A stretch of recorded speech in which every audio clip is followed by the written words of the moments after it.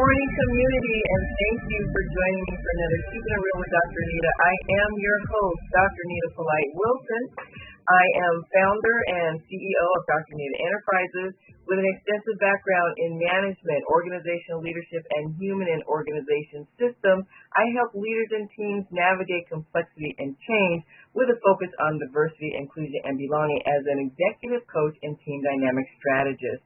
Today, I am so excited to welcome to another real conversation subject matter expert, Ms. Michelle Beauchamp. She is the founder and CEO of the Beauchamp Group and a certified John Maxwell leadership trainer. Michelle, welcome. Thank you, Dr. Anita. When you introduce yourself, that is a mouthful. So I'm honored to be on here with you. Thank you for inviting me. Thank you so much. You know, we think so much alike. We both showed up in red. Now, mine is brick red. You've got that bright red, and you've got your logo on your shirt. Okay, so I know that's not like it. Okay, I know it can get done. But I'm thinking, how can I get that on a leather jacket? Because, you know, that's my thing. I need to start, getting my stuff on my leather jackets that I've just now, made crooked. So yeah, you always have the leather jackets going on. I like it. They look good on you. And you know what? When you put it out there, you know you can get it done. So there you go. You already put it out there. See, somebody please contact Dr. Anita if you want to sponsor one of the shows. All I need you to do is monogram my leather jackets. That's it. So, leather jackets are really a practical thing because you know this as a speaker. Usually when we go somewhere, when we start going out again, it's always cold in those conference rooms. It's cold. Right? You're right. So I'm doing this out of necessity. This is like my uniform. So I just need to figure out a way to write it off on my taxes. Stylish and warm. That's it, stylish and warm. So let's go ahead and get started. This is February, the season of love. And I know that you yourself, as a speaker, you focus on love as well in February. Tell me what that looks like for you. Love and leadership. And by the way, isn't that appropriate that we both do have on red since it is the month of love? Absolutely. When it comes to leadership, to your question, for me, it's all about serving others, showing other people our love for them and our appreciation for them by serving them. So I teach a lot about servanthood leadership always, and I do like to focus on it in the month of February. So serving others, what that means is put yourself to the side and focus on people first. And of course, here's what I like to say too. It does not mean that the project's not important. It does not mean that the deadlines aren't the deadlines. What it does mean is that the people, when they feel the love, they're more likely to get the project done in the way you want it done, and they're more likely to get it done on time because you've indicated and demonstrated and modeled the love that you have for them. I'm so glad you clarified that just because we bring love into our leadership does not mean that we are not still mindful of priorities that we need to make. We're not still mindful of business results that we need to get. But it says when you put people first, you're more likely to get the results that you're looking for. And if I'm not mistaken, if I don't have this in the wrong order, one of the mottos of the Air Force is mission first, people always. You get the mission done, but you get it done by focusing on the relationships that you have with people, right? So I love that. Let me ask you this.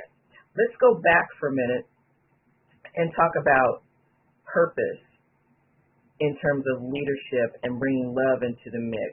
Tell me about that. So when you say purpose, interesting, because right now, after 2020, 2021, people are so dialed in now to their purpose, which I love. I mean, you're doing work that meets your purpose. I'm doing work that meets my purpose, and we both know how the joy that brings us. So based on what I hear you ask me, purpose means, from a leader perspective, sharing the vision of your company with your team, sharing your purpose, your vision, your mission, your purpose, and then finding out what's the purpose of others, what's their purpose, right?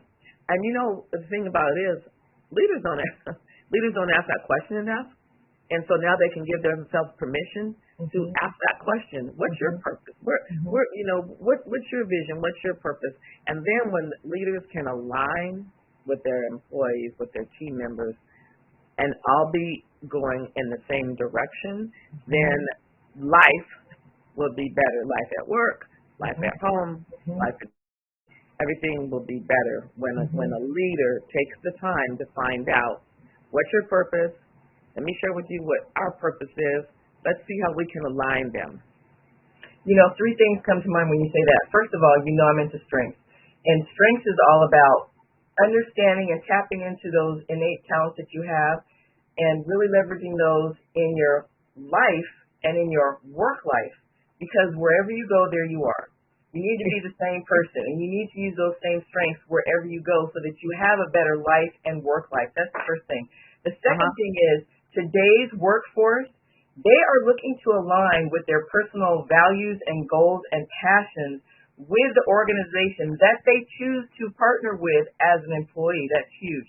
And then thirdly, I have said for years, people first, passion follows, purpose fulfills. And what I mean by that is, to your point, if you focus on people, find out what it is that makes them tick, then passion for their work will follow because now you've aligned them and what they do. Not confusing who they are with what they do, but that alignment between who they are and what they do. And then purpose fulfill means purpose as an individual and purpose as a member of the organization. All purposes will be fulfilled because everything is in alignment. So that's why I always say people first, passion follows, purpose fulfills. And that brings me to John Maxwell's philosophy that says, always lead with your heart and people first. Can you expand on that a little bit for us? And, let me go back to your points on strength, too, for a quick second, because I love what you said. And, when I really started following John Maxwell, which was many years ago, I learned from him how important it is for us to recognize our own strengths and for leaders to recognize our strengths. And what I found when I was in corporate America is that leaders focus too much on the weaknesses of people, and they didn't try and build up their strengths. And it's easy to see what people's strengths are that do align, to your point, to their passions, right? And so one of the things that I want to encourage leaders to do is to begin, and if you already are doing it, continue to focus on the strengths, because that's how you make people stronger, rather than making them frustrated and being frustrated on your own, but focusing on the weaknesses, which aren't getting any better. So I just wanted to add that because I really like what you were saying in terms of lead with your heart and putting people first. So as a leader, our tendency is to lead with our head. I mean, you know what? We've studied a lot. We've got good experience. We've experienced some things and we've learned some lessons. So it does make sense that we tend to lead with our head. And when we stop and we lead with our heart, then what that enables us to do is to treat people the way they want to be treated. And so, that's the platinum rule. And what we learned in kindergarten was the golden rule, right? Treat people the way they want to be treated. And that's good, right? I mean, that's good. And what could we use more of that right now, right? And so when you think about the way people want to be treated, treating them the way they want to be treated, that's the platinum rule. And I think that's when we really open up our heart. And it's not about how we treated that person that way, so we're going to treat this person that way. We have to treat people differently, the way they want to be treated. And an example, I'll share with you an example I think that kind of matches that. So recognition. First of all, leaders, I think, are doing better at providing recognition to their team members, and we want to continue that trend.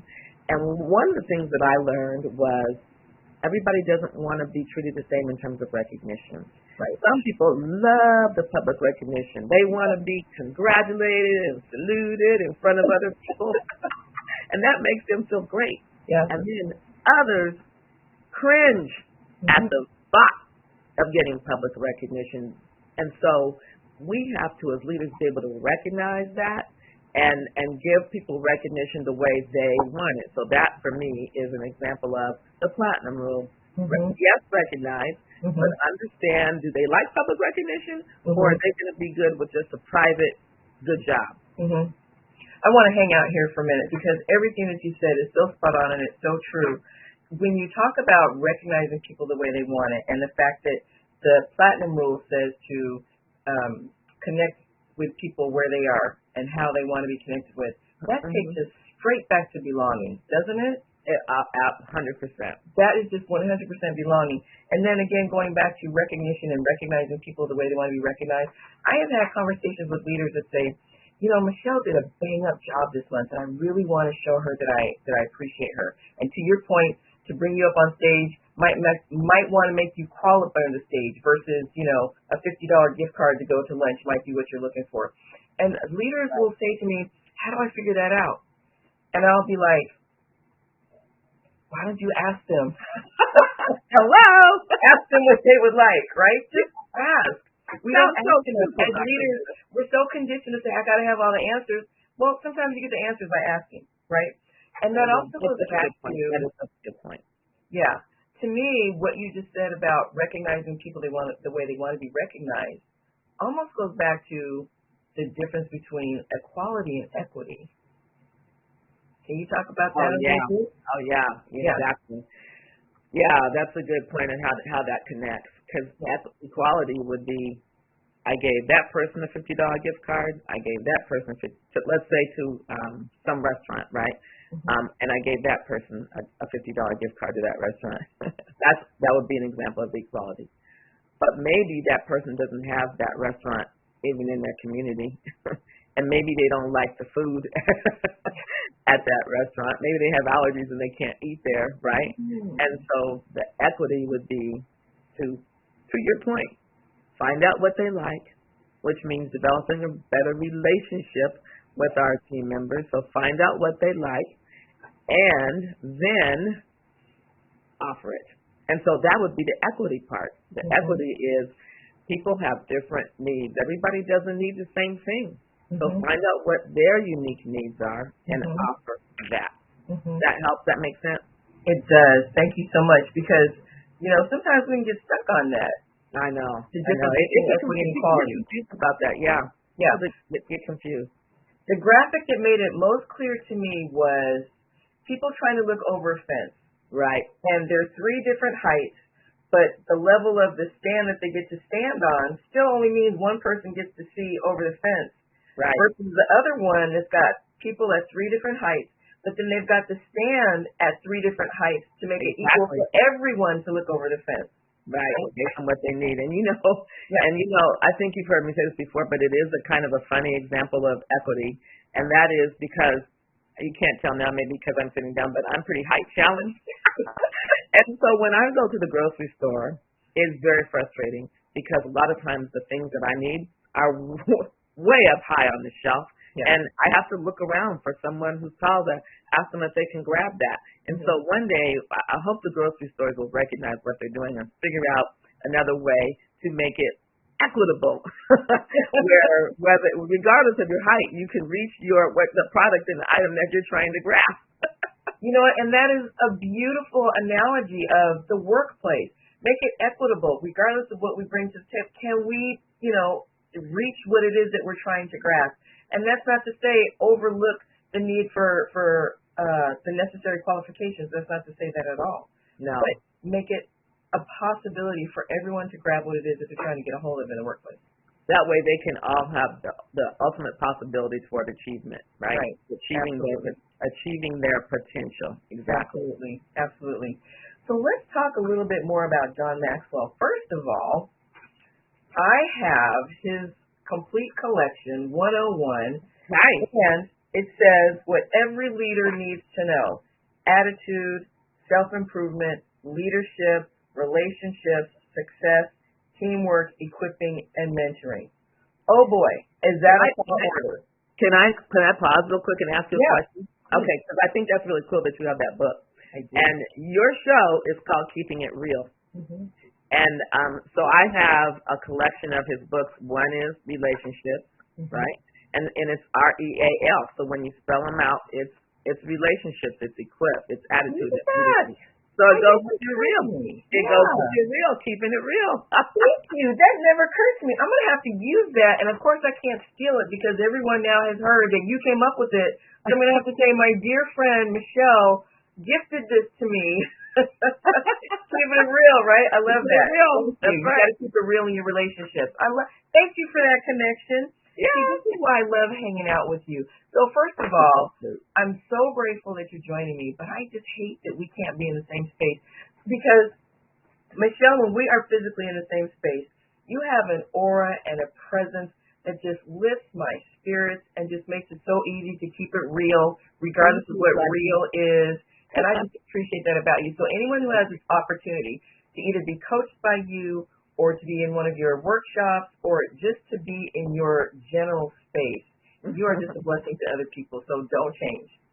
Oh, that's so sweet of you. Thank you. Yeah. Can you see me blush? A little bit. Yeah. It's floating off of your red shirt. I am blushing. And you know that I feel the same about you, so we have this mutual admiration for each other, for sure. We do. And you are right. We are so connected because it is funny. We think very similarly. Yeah. We do.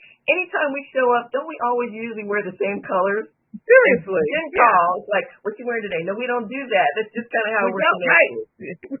We got those messages going back and forth. We do. So those are 1, 2, 3, 4, 5, 6, 7, 8 areas that he talks about in this ultimate collection from John Maxwell. Where does a leader begin? Before you answer that question, though, how many people do you think know that John Maxwell started out as a pastor? You know what? I don't know. Interesting. I had a conversation with someone just as recent as yesterday, and she totally knew that he used to be a pastor. Mm-hmm. So, it news to me. I recently discovered that he was a pastor. Oh, really? Yeah. Okay, interesting. Yeah, in San Diego, not too far away from us, actually, where he started off at. So, you know what? I think people who read his books know that he started out because he does always put in there his faith principles in a lot of his books. Mm-hmm. So your question is, where does the leader start? Is that what your question is? Yeah, with these 8 different areas, because it's so much. But before we get into that, so the fact that you talked about he's been a pastor, I have to, this memory just came back to me. I was once at a leadership conference. It just happened to be at a church. And the question was, is leadership a spiritual activity? Now, I was in my late 20s, early 30s. And of course, being raised to be a professional and to, dot all your I's and cross your T's, my first thought was absolutely not. People need to come to work. They need to do what they're supposed to do, right? And then as the speaker kept talking, it occurred to me, leadership absolutely is a spiritual activity. And now I'm not talking about spirituality in terms of what religion you ascribe to. I'm talking about the fact that if you just think about our everyday language, what I just said, wow, just being with Michelle raises and lifts my spirits. Or if you've ever heard someone say, man, the feedback that I just got just crushed my spirits. Right. When we think just in those simple everyday terms, leadership absolutely is a spiritual activity.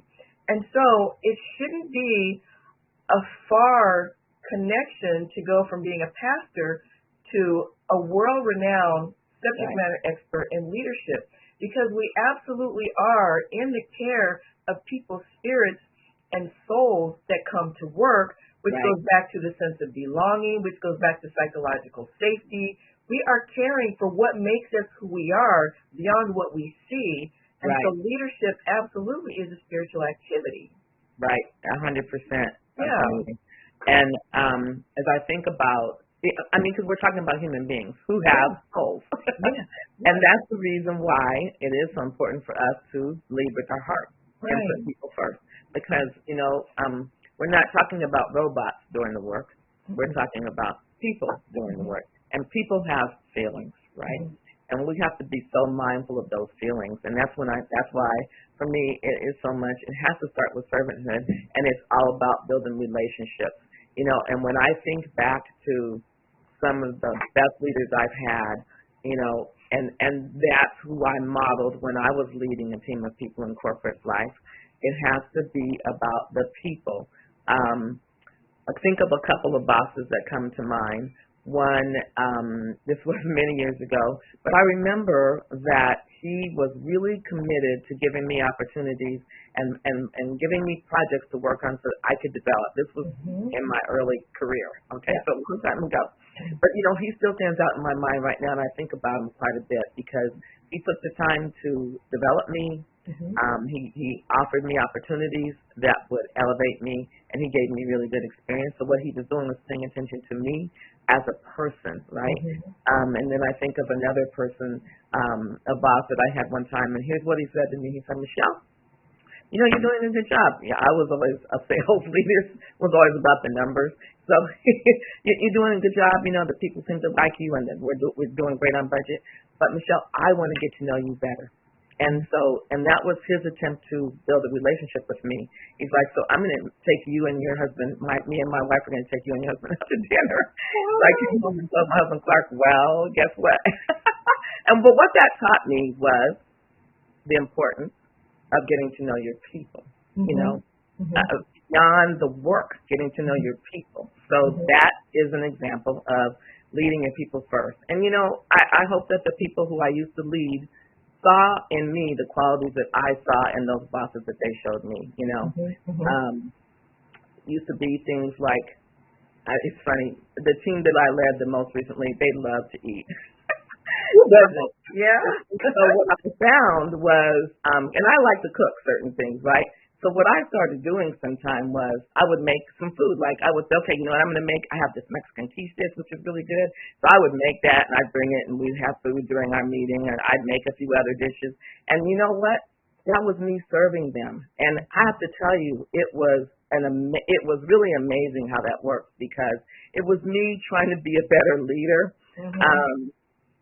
and figuring out what they liked and how I could best serve them with what they liked. And they actually loved it, and our relationships got so much stronger. It was very interesting, looking back now. It was very interesting to see how that evolved, and it was because I was serving them.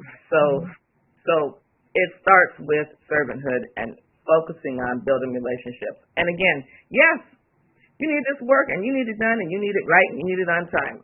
Absolutely, right? And when we build relationships and serve them the way they want to be served, then we're more likely to get that productivity that we're looking for. Again, you have said one thing that makes me think of three other things. And I'm going to get back to this question in a minute because this big old book is sitting right here reminding me to ask about it. You said several things. So first of all, making food and sharing that. When I was doing my research for my dissertation, one of the things that I came across was 3 practices of thriving communities. The practice of the table, the practice of the hearth, and the practice of the commons. And if anyone has heard me speak before, they've heard me talk about these 3 practices. But again, what you just said about making food and bringing that to the team and how it almost transformed the relationship. The whole point of the practice of the table is when we come together around food, particularly food that we've made, there are stories that go with that food that give us some insights into who we are, right? And so that's a beautiful illustration of what makes the practice of the table so important. And, very practically speaking, why back in the day, before COVID, potlucks were so important. Because people took the time and the energy and the love to bring a meal that they made with their own hands. You're right. The story behind it, this was my grandmother's recipe. Something that me and my dad used to do together. And they share that with the people that they work with, their work families, right? Right. So that's the first thing. That's a good one. That's a good tie-in. Thanks for bringing it's so important. Yeah. The second thing you said, you hope that some of the things that you've done with people that you had the opportunity to lead stick with them. And that was the discussion that I had with my allies in action. And the fact that however many years ago you led these people, when they think about, wow, when Michelle was my leader, that's your legacy. So often we confuse legacy with some foundation being named after us, which is beautiful. If you get to that level, God bless you. But legacy is also, what did you do to impact someone? They still remember 20, 30 years later. That's legacy. Yeah, thanks for saying that. Yeah. It's true. You've left legacy. Yeah. And the third thing, you keep talking about servanthood. And about a month ago, someone shocked me when they said, I really don't like that title. Oh. I don't like servant leadership. And she said, it's gender-based for me. She said, it's my thing. I'm working through it. And she acknowledged that.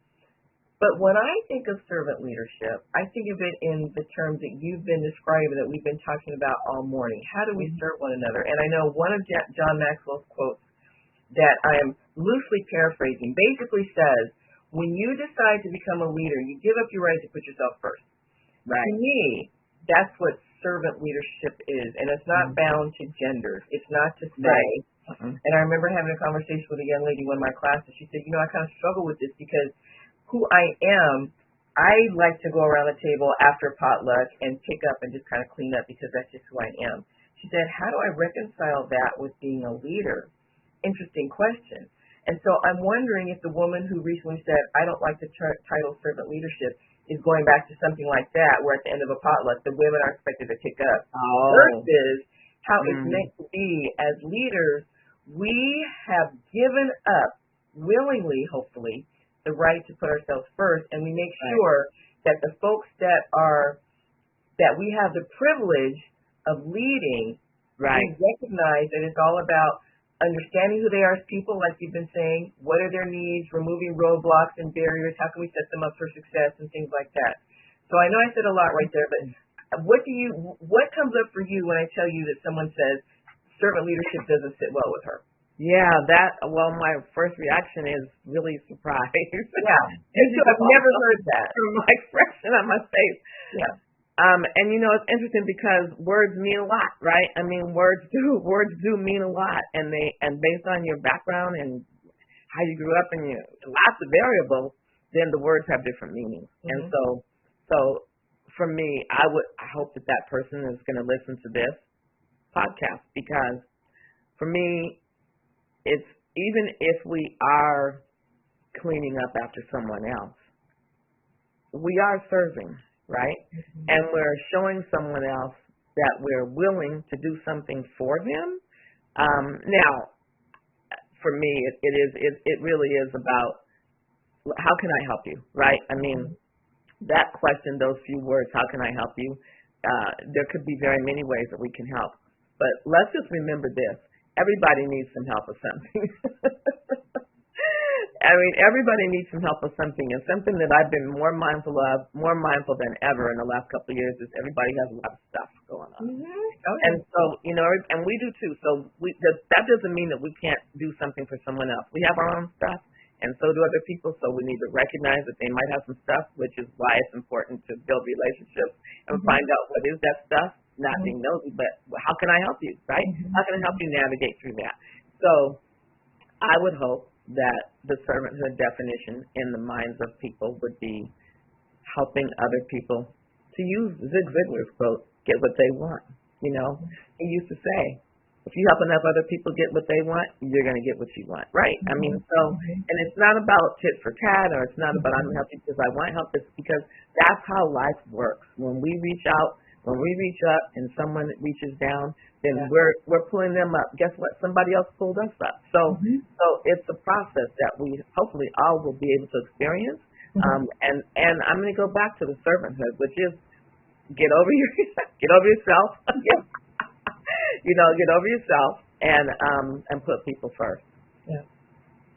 So keeping it real.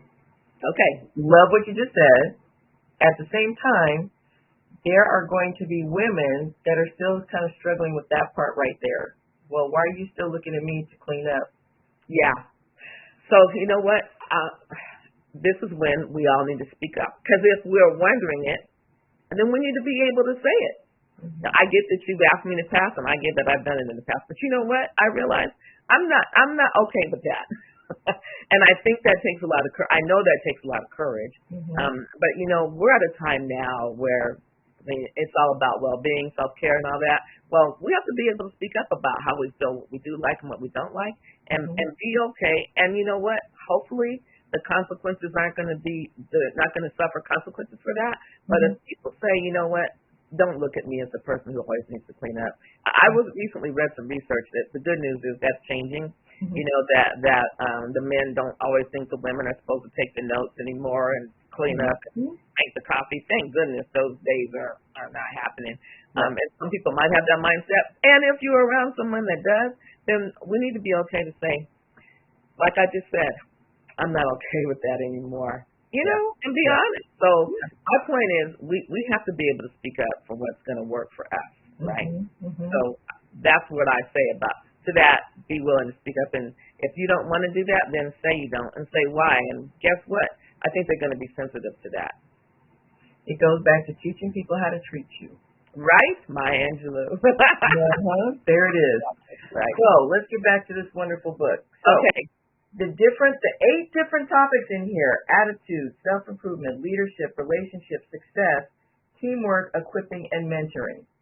I had started off by saying that's a tall order. Where on earth does a leader start, do you think?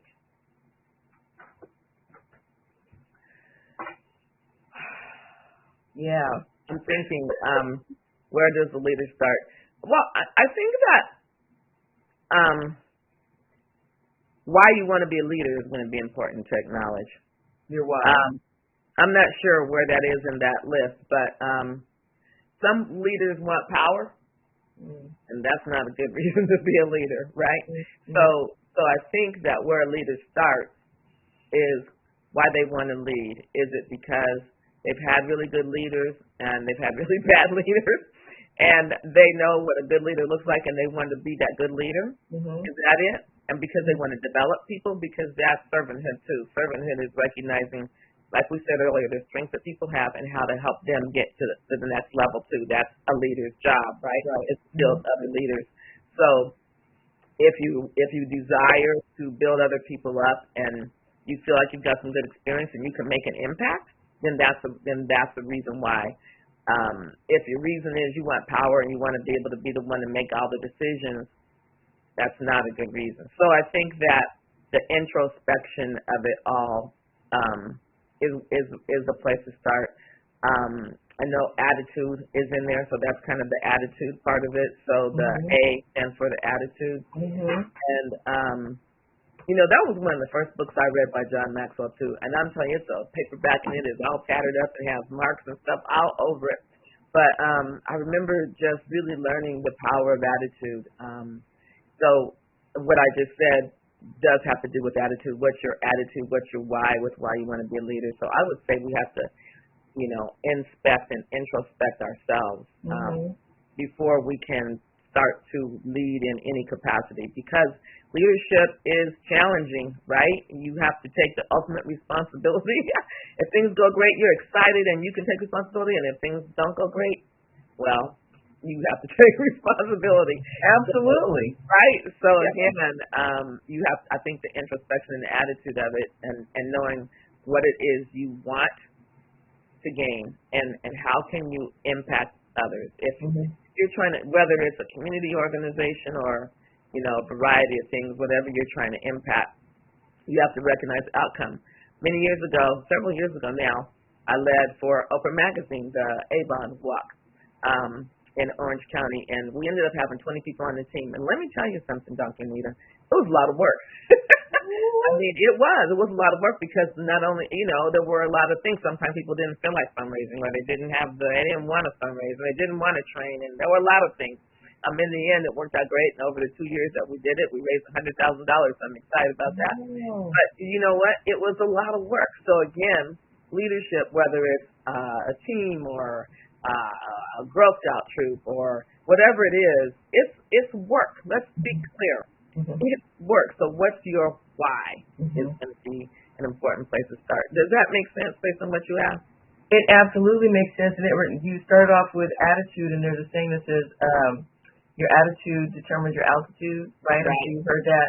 Oh, and yeah. what I often say when it comes to, the ultimate in leadership is you share the credit, but you take the blame. And often, back to your point about if your why is for power, then you're probably going to be one of those leaders that shares the blame and takes the credit. And that's not how you win friends and influence people, right? Exactly. And build trust on a team. Right. Exactly. Yeah.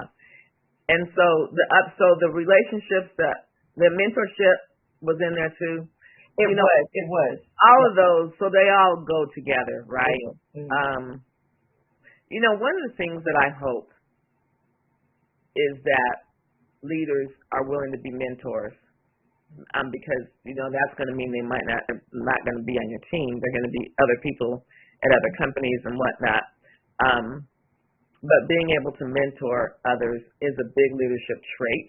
And again, it's taking the responsibility to recognize the strengths that other people have, and then kind of sharing your own experiences. Well, I remember when I did this, and that did not work. That did not work. Here's what I learned from it, and then here's what I did, and here's how it worked, and here's why it worked, and here's what I did, and I repeated it, and so forth and so on.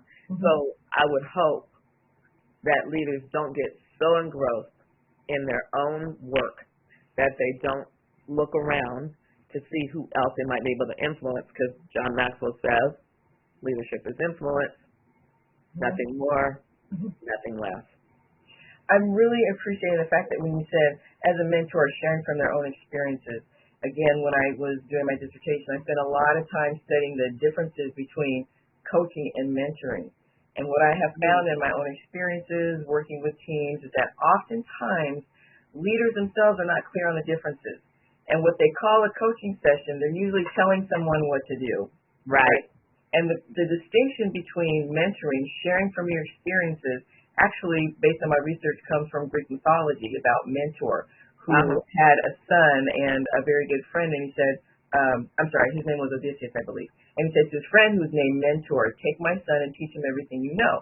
So that's where mentorship comes from, sharing our lived experiences with other people. Right. I love how you said, when I did this, it didn't work. I love that, because that's just as important as saying, when I did this, it did work. Right. But again, when we are very clear about the distinctions between coaching and mentoring, coaching is asking those empowering questions that start with who, what, when, where, why, and how. Exactly. And what makes them empowering is, as you ask a person those open-ended questions, not do you like cake, yes or no, but what type of cake do you like? Right. It allows you to get more information in the answer. And so when we're coaching people, we're giving them the opportunity to learn from their own experiences by saying, so you want to be a better speaker. Who do you admire? I really like Michelle Beauchamp. Why do you admire her? Because she really makes everyone in the room feel like she's just talking to them. And how do you suppose she does that? Asking those questions to get them through their answers will get them to, what's the likelihood that you can reach out to her for some mentoring? And now they're all excited because you helped them to own their situation, to own their solution, so that then they can own their success. So it's very, very important to distinguish between coaching and mentoring. Both are equally valuable, but we also need to know when to do it. And in the middle of a conversation, you might actually say, okay, I'm going to take off my coaching hat. I'm going to stop asking you questions. I'm going to put on my mentoring hat and tell you about an experience. Does that help you? Okay, great. Now I'm going to take off my mentoring hat, put my coaching hat back on, and continue to ask you some more questions. So that's so powerful. So Michelle, we've got a few minutes left. I want to ask you, so we spent a lot of time talking about John Maxwell and the fact that you're a certified John Maxwell trainer. In our last few minutes together, I want to hear about Michelle Beauchamp and the Champ Group. What is your philosophy as a leader, and what do you bring to others as the founder and CEO of the Champ Group? Well, thank you. This has been such a fun conversation, too. So I knew it would be. The Champ Group. You know what my motto is? Unleash your inner champ. That's my motto. And so what that means is that my mission is to help other people grow.